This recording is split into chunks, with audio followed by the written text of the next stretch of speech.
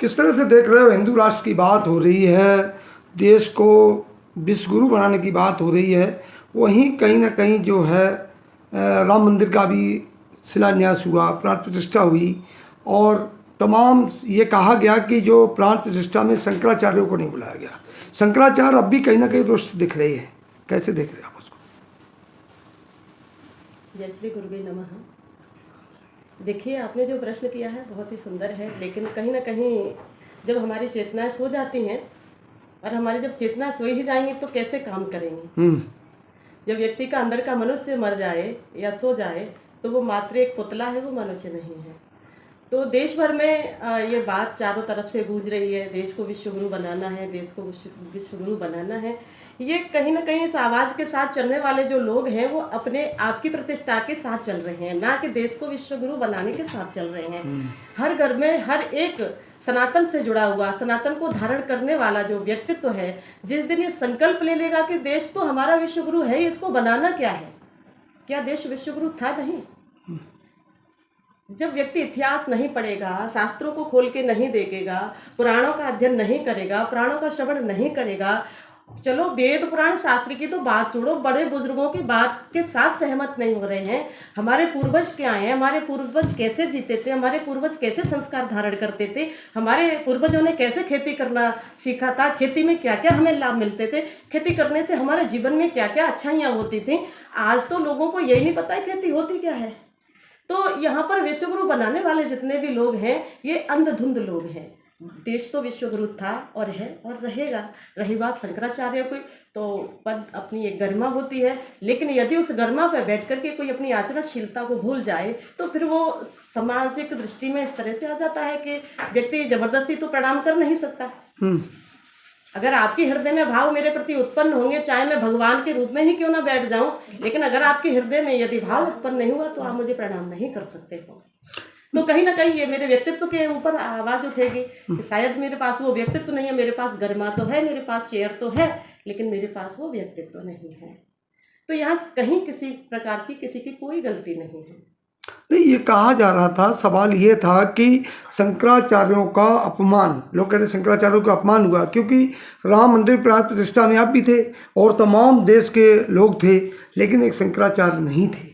अच्छा, एक मिनट, मैं आपसे ये कहना चाहती हूँ, शंकराचार्यों को नहीं बुलाया गया, किसकी गलती मानते हो आप?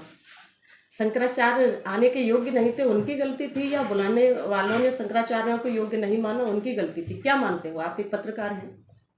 नहीं, तो आप ये कहना चाहते हो कि शंकराचार्यों में जो योग्यता की कमी है क्या? मैं तो आपको सब बोलूंगी ही। आप क्या मानते हैं उसमें? आप क्या मानते हैं? नहीं, जो हम तो वो मानते हैं जो लोग कह रहे हैं। सुन लीजिए, वशिष्ठ गुरुजी ने भरत जी से कहा था, जब राम जी वनवास चले गए थे, उनके पिताजी मृत्यु को प्राप्त हो गए थे, अयोध्या उजड़ चुकी थी, उस समय सभी शोकाकुल थे। भरत जी ने भी अपने अंदर के साहसों को तोड़ दिया था, उनके अंदर कोई ऐसा साहस नहीं बचा था कि वो साहस पर खड़े होकर के धर्म की नजरों से किसी कार्य को देख सकें। तब वशिष्ठ गुरु जी ने क्या कहा, हे भरत, तुम अपने साहस को क्यों इस तरह से तोड़ रहे हो, क्यों विहीन हो रहे हो? तुमको पता है विधाता कौन है? और विधाता के हाथ में हमेशा 6 चीजें रही हैं, हानि लाभ जीवन मरण यश अपयश विधिहात। ये 6 चीजें विधि के हाथ में है, और विधि इनको तभी देती है जब आप उनकी अनुकूलता में होते हो। यदि आपको यश मिल रहा है तो यश, ये आप यश की अनुकूलता में कार्य कर रही है, ऊपर से विधाता दे रहा है, मनुष्य नहीं दे सकता है।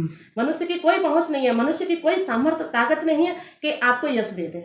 यदि आपके जीवन में यह अपयश हो रहा है, आपकी बदनामी हो रही है, आपके साथ कोई परेशानी भरा कार्य हो रहा है, तो ये आपके द्वारा नहीं हो रहा है, मनुष्य समाज के द्वारा नहीं होता है, ये प्रभु के द्वारा हो रहा है, ईश्वर के द्वारा हो रहा है।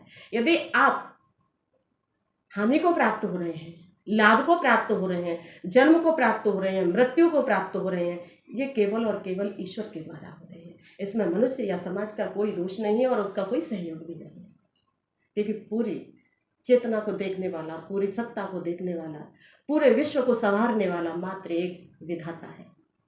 तो शंकराचार्यों को न बुलाना या शंकराचार्यों का न आना, ये केवल विधाता की इच्छा पर निर्भर करता है। नहीं, तो रुष्ट तो है अभी भी शंकराचार्य। तो ये तो मनुष्य स्वभाव है, स्वाभाविक है। रूठना, प्रसन्न हो जाना, परेशान हो जाना, ये तो मनुष्य का स्वभाव है। क्या लगता है, जैसे अभी पॉलिटिकल अगर इसको देखा जाए तो ये कहा जा रहा कि मोदी जी ने श्रेय ले लिया उसका, राम मंदिर का श्रेय मोदी जी ने लिया। आप कैसे देखते हैं इसको? नहीं, मोदी जी कैसे इस श्रेय को ले सकते हैं? मान लीजिए वो आज एक देश के नेतृत्वकर्ता वाली जगह पर बैठे हैं, देश का नेतृत्व कर रहे हैं, तो जो धर्म के साथ में यदि किसी राजनीतिक काम को दिशा देता है, दशा देता है, तो स्वाभाविक ही वो व्यक्ति का जो व्यक्तित्व है वो मानने योग्य हो जाता है। आज नरेंद्र मोदी ने अपने जीवन का जो परित्याग किया है, जो ऋषि मुनि अपने जीवन में आचरण धारण करते हैं, उसने उस आचरण को धारण किया है। तो आज की पढ़ी लिखी समाज है, हर समाज में व्यक्ति पढ़े लिखे हैं, तो उनको ये सब समझ में आ रहा है, कैलकुलेटर कर रहे हैं लोग कि कौन अच्छा हो सकता है, कौन बुरा हो सकता है, कौन आपकी जनरेशन के लिए अच्छा कार्य करने के लिए खड़ा है और कौन आपके धर्म के साथ विघात कर रहा है। सवाल ये भी उठा था ना कि अधूरे मंदिर की प्राण प्रतिष्ठा हुई, राम मंदिर को पूरा बनने दिया जाता, उसके बाद प्राण प्रतिष्ठा होती। अधूरे मंदिर को अभी पूरा बना नहीं है, निर्माणाधीन है अभी भी, तो उसमें प्राण प्रतिष्ठा की आवश्यकता भी नहीं थी, ये भी कुछ लोगों का मानना है। देखिए, कुछ देश काल परिस्थिति भी ऐसी होती है, क्योंकि आताताइयों ने हमेशा से धर्म के कार्य में विघ्न बाधाएं डाली हैं। तो राम मंदिर को 500 वर्ष से भगवान टेंट में ही बैठे रहे और कितने राम भक्तों ने जीवन का बलिदान कर दिया, कितनी माताओं ने अपने लालाओं को खो दिया। तो एक विकट परिस्थिति से जब व्यक्ति गुजरता है तो उसे यही लगता है कि इस कार्य में किसी प्रकार की देरी ना की जाए। यदि किसी भी हालातों में यदि आपके पास में इसका दायित्व आ गया है तो आप इस कार्य की पूर्ति करने के लिए पूरे प्रयासरत इस कार्य को पूर्ण करेंगे। तो क्या लगता है कि आज की राजनीति धर्म के हिसाब से नहीं चल रही है? ये तो घर घर में लोग देख रहे हैं, बच्चे से लेकर के बूढ़े तक देख रहे हैं कि आज की राजनीति में धर्म समाहित है। धर्म के हिसाब से कहाँ चल रही है? धर्म में तो कुछ और लिखा हुआ है। क्या लिखा है बताइए? रामायण के अंदर लिखा है, दैक दैविक भौतिक तापा, राम राज नहीं काहू व्यापा। आज लोग परेशान हैं। मुझे जहाँ तक देखने में आता है कि जो टूटे हुए मंदिर थे और जो मुसलमानों ने हमारे धार्मिक स्थलों पर जो अपना अधिकार जमा लिया था, हमारे ब्राह्मणों के साथ, हमारे वैदिक सनातनी प्रेमियों के साथ में जो अत्याचार किया था, आज उसकी नींव पुनः से स्थापित हो रही है। धर्म नहीं है तो क्या है? आज गाय बचाने की घर घर से आवाज निकल के आ रही है, ये धर्म नहीं है तो क्या है? यहाँ पर स्वतंत्र जीवन जीने के लिए माता बहनें अपने घर में, अपने गांव में, अपने गली मोहल्ले शहर में आप स्वतंत्रता को प्राप्त है, ये धर्म नहीं है तो क्या है? आज आप अपनी आजीविका को लेकर के विचलित नहीं है, ये धर्म नहीं है तो क्या है? देश में कहते हैं कि गरीबी है, मैं कहती हूँ देश में बिल्कुल भी गरीबी नहीं है। आप दिल्ली में रहते हैं, दिल्ली में एक रिक्शा चालक भी एंड्रॉयड फोन लेकर के चल रहा है, वो गरीब है? जब एक रिक्शा चालक भी एंड्रॉयड फोन चला रहा है तो कुछ तो उसकी सामर्थ्य होगी। देश में गरीब नहीं है। तो यानी जो आंकड़े हैं एनसीआरबी के, वो आपके हिसाब से गलत है? नहीं, मेरे हिसाब से कुछ भी गलत नहीं है। जो हो रहा है अच्छा हो रहा है, जो हो गया अच्छा हो गया, और जो होगा प्यारे वो भी अच्छा होगा। अच्छा, हिंदू राष्ट्र की बात बहुत जोर शोर से उठा रहे हैं धीरेन्द्र शास्त्री जी, इनको बाबा बागेश्वर कहते हैं, आप कैसे देखते हो? अच्छी आवाज़ उठा रहे हैं। देश में सोया हुआ जो हिंदू है उसको जगाने का प्रयास साधु संत ऋषि मुनि सनातन प्रेमी सदा से करते आ रहे हैं, वो भी बिगुल बजा रहे हैं। जिसको जगना होगा जगेगा, और कुंभकर्ण जैसों को तो तब भी नहीं जगाया जा सकता है। वो तो एक देश प्रेमियों को जगाने का कार्य कर रहे हैं। प्यारे उठ जाइए, समय रहते ही अगर उठ गए तो आपकी आने वाली संतति किसी कार्य की अनुकूलता में आ जाएगी। नहीं तो आज देख रहे हैं, किसी बच्चे का विवाह करने पहले जाते थे तो ये पूछते थे बच्चा दारू शराब तो नहीं पीता, मीट मांस मदरा तो नहीं खाता, व्यभिचार में तो नहीं है। आज तो बेटियों के लिए सवाल उठ रहे हैं कि हमारे घर की जो बहू बनेगी वो कहीं व्यभिचारिणी तो नहीं है, शराब मीट मांस मदरा का सेवन करने वाली तो नहीं है। तो परिस्थिति कितनी आगे बढ़ चुकी है आप देखिए। लेकिन आज जो हमारी संस्कृति है, युवा है, वो वेस्टर्न को ज़्यादा, तो इसीलिए तो चाहे वो बागेश्वर धाम हो, चाहे रामभद्राचार्य जी हो, चाहे बड़े बड़े कथाकार हो, चाहे बड़े बड़े ऋषि मुनि और हमें क्यों ना हो, देश में हम क्यों ये बिगुल बजा रहे हैं कि प्यारे उठो, देश की वैदिक सनातन परंपरा को अपनाओ। इसी में ही आपका जीवन है। जो आपके जीवन का मूल निरूपण किया गया है वो सनातन वैदिक धर्म के साथ किया गया है। यदि आप पश्चिम सभ्यता को धारण करके चलोगे तो ना तो आप रिश्तों में जी पाओगे, ना आप अपने जीवन में आनंद ले पाओगे, ना आप अपने जीवन में किसी प्रकार से सुखी रह पाओगे, और ना आप इज्जत को प्राप्त होगे, ना आप सम्मान को प्राप्त होंगे।